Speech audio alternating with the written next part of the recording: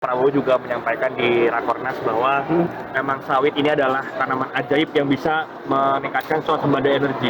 Nah, menurut PDIP sendiri, apakah ini langkah yang tepat untuk menanam sawit diperluas hingga Papua atau seperti apa nih, Pak? Memang sawit ini juga manfaatnya banyak banget ya. Makanya persoalannya, apakah kalau sawit itu manfaatnya luar biasa, kemudian kita akan menanam sawit di semua lahan kita? Kan tidak. Karena sawit itu juga punya karakter tanaman yang arogan. Ya. Dia tidak membiarkan tanaman lain bisa tumbuh berdampingan dengan sawit. Ya. Sawit hanya bisa ditanam di lahan-lahan tertentu, tidak di lahan-lahan misalkan kritis, ya, lahan-lahan apa itu lereng-lereng, nggak mungkin. Satu. Yang kedua,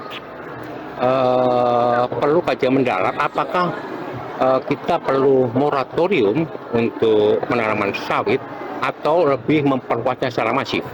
Itu aja pilihannya.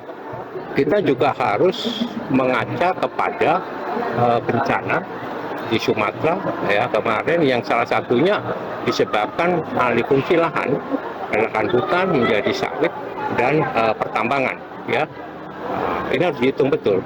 Tapi tidak bisa dipungkiri bahwa sawit memang satu komoditas yang punya banyak manfaat.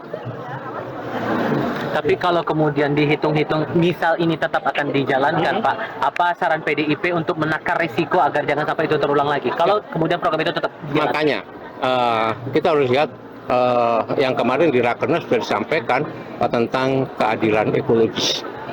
Kita harus jaga, kita harus rawat alam semesta kita, ekologi kita supaya tidak rusak ya.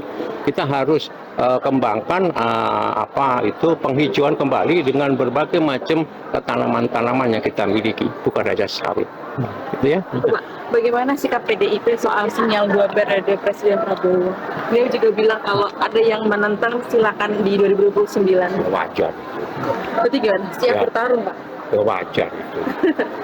Walaupun baru 1 tahun berjalan, tapi itu sinyal sudah dikeluarkan. Menurut Anda masuk akal nggak sih, Pak? Keluar sinyal-sinyal itu bahkan belum 1 periode. Ya masuk akal.